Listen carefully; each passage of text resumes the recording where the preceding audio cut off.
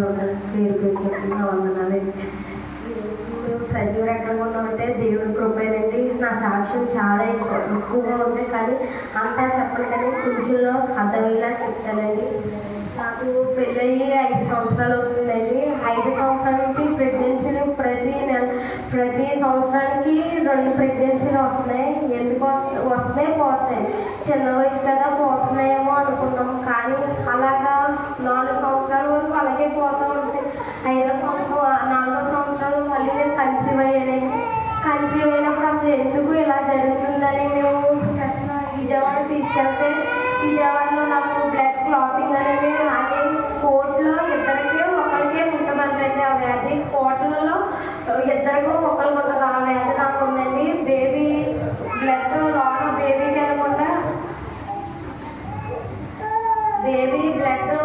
లోనకి వెళ్ళకుండా నాకు బయటకు వచ్చేసి అబోర్షన్లు అయిపోతాయండి. అయిపోతుంటే డాక్టర్ పిలిచారు, అమ్మ కోర్టులో ఇద్దరికే ఊరుకుందే, నువ్వు ఇలాగ ఎంత రిస్క్లో నువ్వు పిల్లలకి అంత వద్దు, ఎవరైనా పిల్లల్ని పెంచుకోండి అని అన్నప్పుడు నా హస్బెండ్ కూడా అన్నారు, వద్దమ్మా నీ ప్రాణానికి వచ్చే ప్రార్థన చేసుకున్నప్పుడు డాక్టర్ దగ్గరికి వెళ్తే, అమ్మ నీ కండిషన్ ఎలా ఉంది కదా, ఇంకా నీకు పిల్లోడు పుట్టిన ఏదో లోపంతో కోడొకరో ముక్కొకరో చేదొకరో ఏదో లోపంతో పుడతారమ్మా, అన్నింటినీ మీరు ముందంటేనే ముందుకు వెళ్ళచ్చు, లేక వద్దమ్మ ప్రెగ్నెన్సీ మిస్క్యారేజ్ చేస్తానంటే నేను ఒకటే చెప్పాను, మీ ప్రయత్నం మీరు చేయండి, నా దేవుడు గొప్ప దేవుడు, నాకు మాట ఇచ్చిన దేవుడు తప్పడు, కానీ ఏదైనా పర్లేదు ఎంత భారమైనా భరిస్తాను అన్నప్పుడు నాకు 3వ నెల కలిసి చెప్పారు ఏంటంటే ఇండక్షన్ రోజుకి 400 అండి. ఆ ఇండక్షన్ రోజు 6 అయినప్పటికీ మనం నేను చేతికైనా ఎక్కడైనా చేసుకోవాలండి. ఒక్కరోజు మాత్రం నా ప్రెగ్నెన్సీ అసలు నిలవదండి.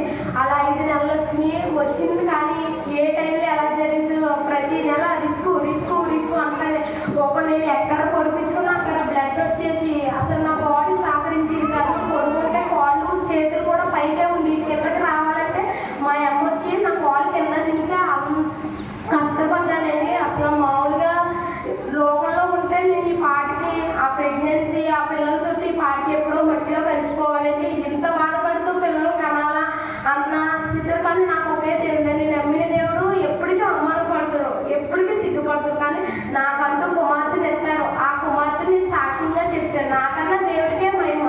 అక్క కూడా నాకు విజయవాడ నేను హాస్పిటల్కి వెళ్ళినప్పుడు అక్కతో నేను మాట్లాడినాను, అక్క నా పరిస్థితి ఎలాగంటే నేను తన గురించి సాక్ష్యం చెప్పడానికి దేవుడు నేను ప్రతి చోట ఎక్కడికి వెళ్ళినా నేను సాక్ష్యం చెప్తానే అన్నానండి. అలా 7 నెలల వరకు ఇండక్షన్ చేసుకున్న అది రియాక్ట్ అయిపోయేదండి బాడీలో. 8వ నెల స్టార్ట్ అయింది. 8వ నెల స్టార్ట్ అయ్యాక నేను స్కానింగ్ కూడా తీయించుకున్నాను. స్కానింగ్ తీసుకుంటే 8 పాయింట్లు ఉందన్నారు. సర్లే అని 2 రోజులు మొత్తం పొట్టంతా బిగబెట్టేసి అసలు కూర్చోలేకపోతాను, నుంచోలేకపోతాను, సిచ్యువేషన్ బాగాలేదు.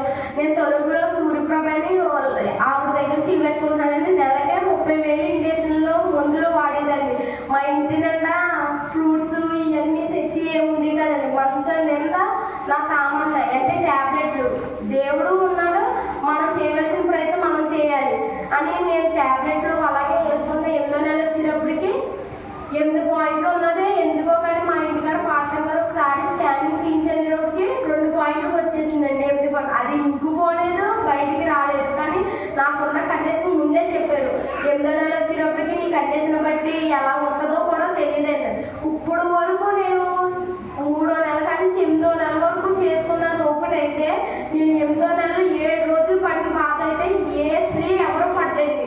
ఆ తొలుపులో జాయిన్ చేసుకోమంటే ఇక్కడ జాయిన్ చేసుకోమన్నారు. విజయవాడ అటు హాస్పిటల్లో 7 లక్షలు అడిగారండి. నన్ను అంటే గ్యారెంటీ ఇవ్వనన్నారు. మా అమ్మాళ్ళేమో తల్లి లేకపోయినా బిడ్డ లేకపోయినా తల్లి అని ఉండాలని ఎన్నో హాస్పిటల్ తీసుకెళ్ళినా తినకుండా కండిషన్ మేము చేయలేమంటే ఒక సిస్టర్ ద్వారా మేము విజయవాడ గవర్నమెంట్ హాస్పిటల్కి వెళ్ళిపోయామండి. వెళ్ళిపోతే ఇలా ఉందా నా కండిషన్ అంటే, అమ్మ లోనైతే బేబీనైతే ఏం చేయలేమమ్మా, బేబీ కూడా కేజీ పోవే ఉందండి. 8వ నెల వచ్చినా కానీ కేజీ పోవే ఉందండి, ఎక్కువ ఎదగలేదు. అందరూ అంటే అసలు 1 పాయింట్ 2 పాయింట్లు ఉండాల్సింది. ఆ 2 రోజుల నుంచి ట్యాబ్లెట్లు మెడిసిన్ ఇది పెరగడానికి ఇచ్చారు, కానీ పెరుగుతులేదు, తగ్గిపోతుంది. మళ్ళీ ఇంకో రోజు మేము మే క్వశ్చన్ మళ్ళీ నా స్కానింగ్ అయితే 1 పాయింట్ వచ్చేసిందండి. అందరూ అమ్మ ఎందుకమ్మా నీకు నీ బేబీ ఉండదమ్మా, ఎందుకు నువ్వు కంగారు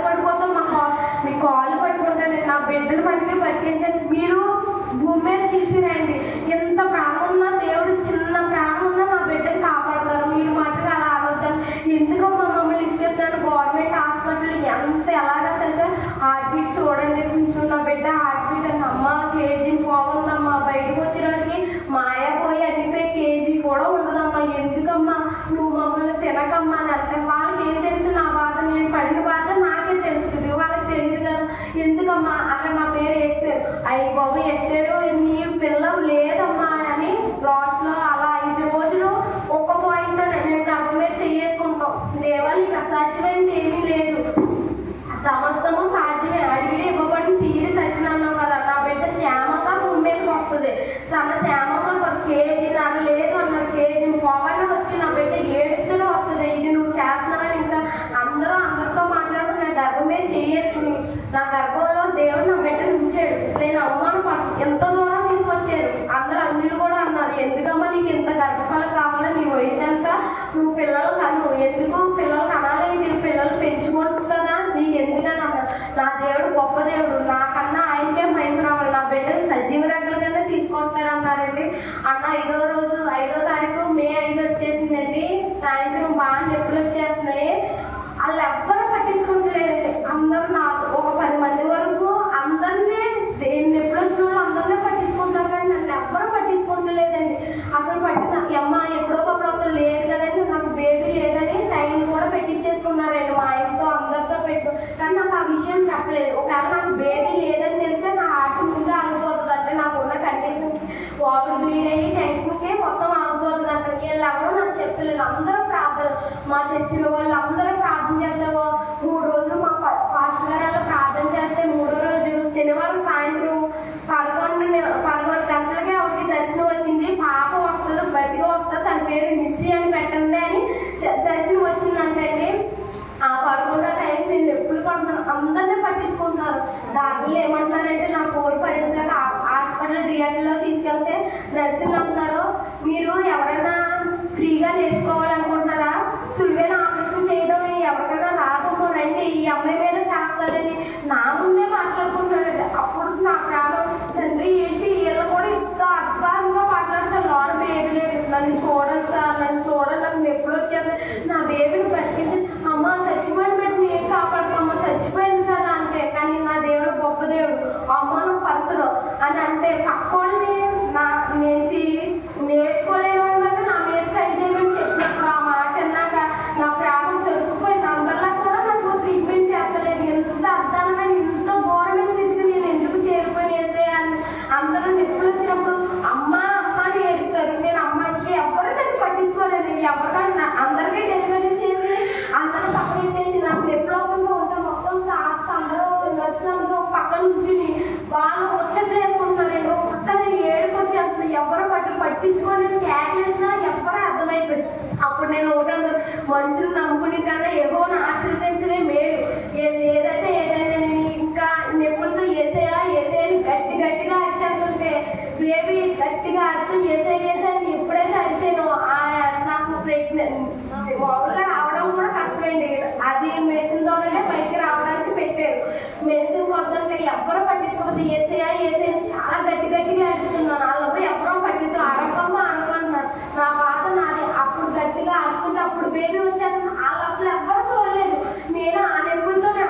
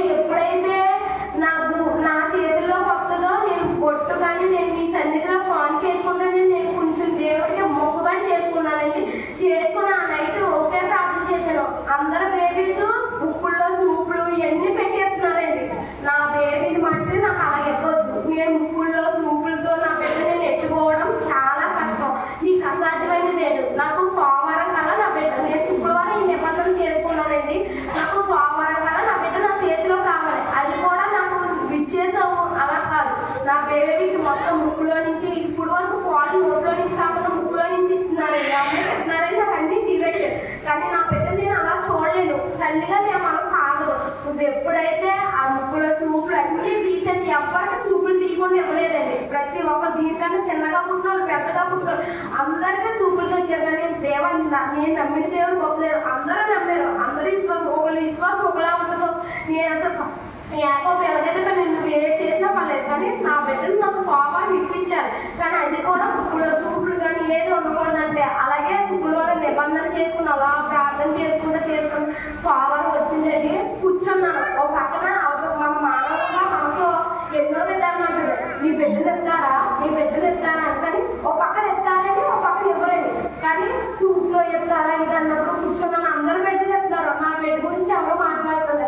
అలా తయారైపోయింది. ఏంటంటే నీకు మాట ఇచ్చావు, నాకు మాట నెరవేరుతావు, నువ్వు అసలు అసాధ్యంగా నేను అసలు ఒప్పుకోలేదు. నేను నీ సన్నిధిని ఎంతగా పోజేస్తున్నాను. నాకు ఏడుగా కూడా ఇంకా ఏంటంటే ఏడ్చి నా నీళ్ళు కూడా ఇంకిపోయినా అన్నా చూడండి. ఏరియా తిట్లో కూడా మాట్లాడలేకపోయింది. ఏంటంటే మూడుతో ప్రార్థన చేసింది. ఆ టైంలో నా బిడ్డ పుట్టాక నేను పడిన బాధకి 7 రోజుల నుంచి నాకు నొప్పులు రావడానికి ఇచ్చి 7వ రోజు 5వ రోజు నాకు నార్మల్ అవుతాం.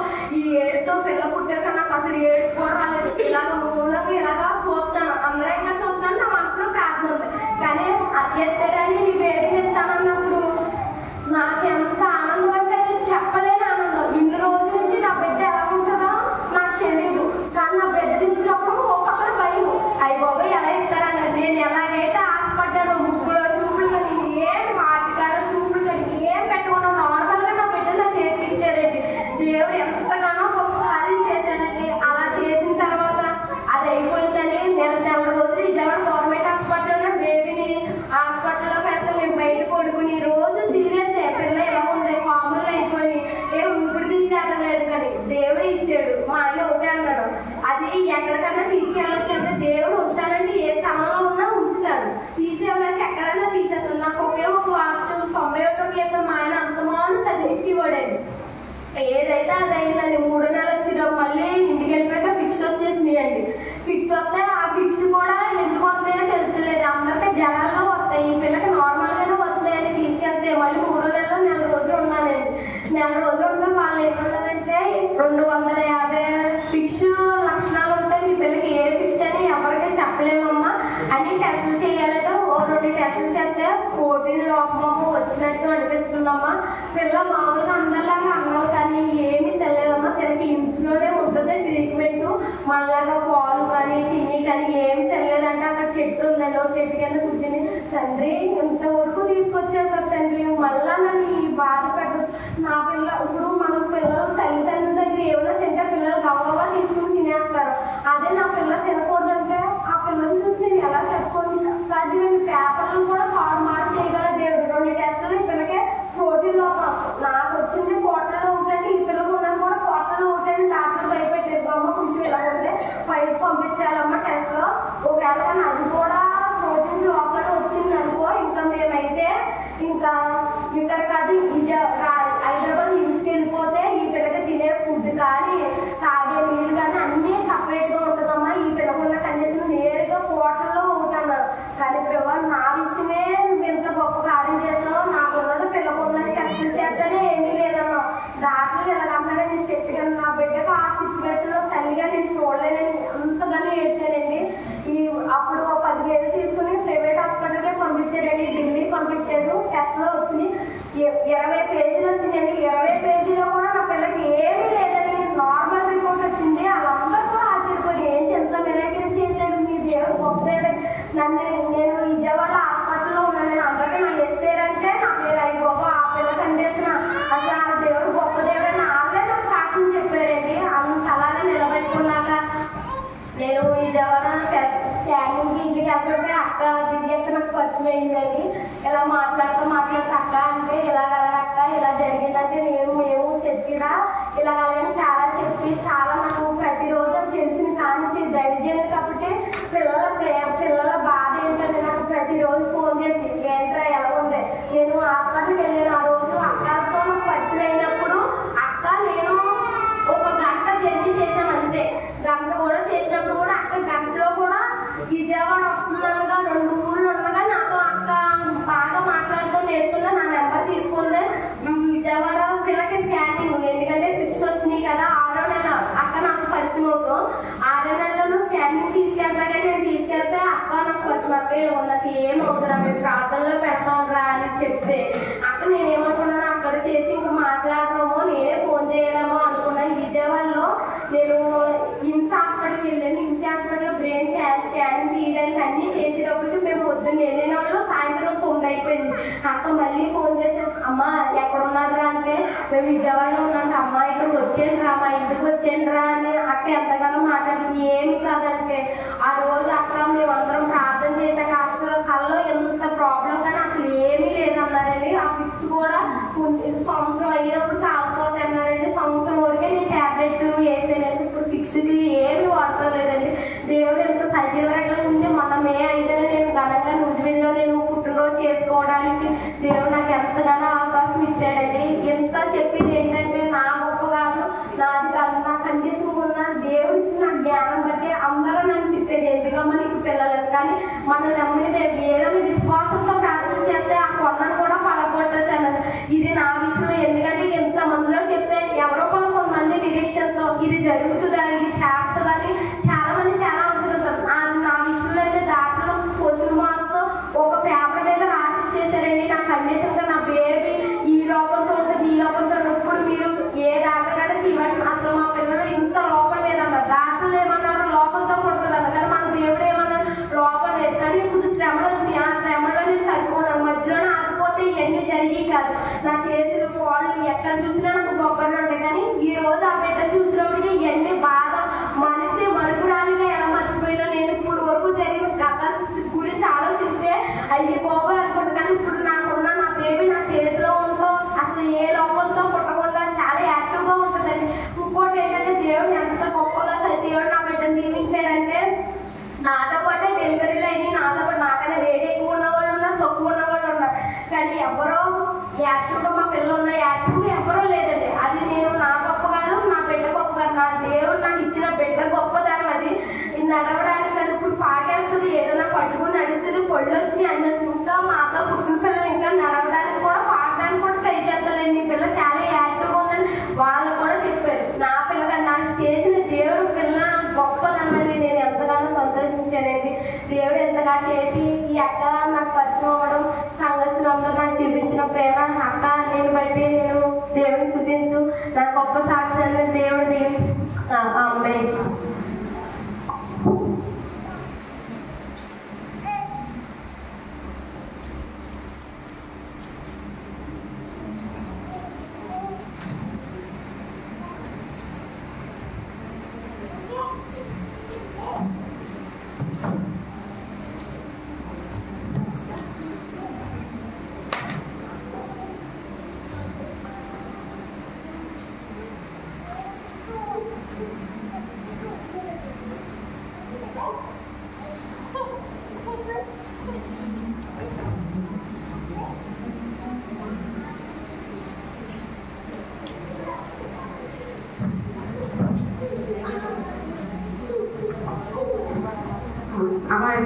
సాక్ష్యం అర్థమైందమ్మా అందరికి. డెలివరీ స్టార్ట్ అయిన దగ్గర నుంచి అంటే ప్రెగ్నెన్సీ వచ్చిన దగ్గర నుంచి 6 నెలల వరకు దేవుడు తన ఎంతో ప్రతి స్టెప్లో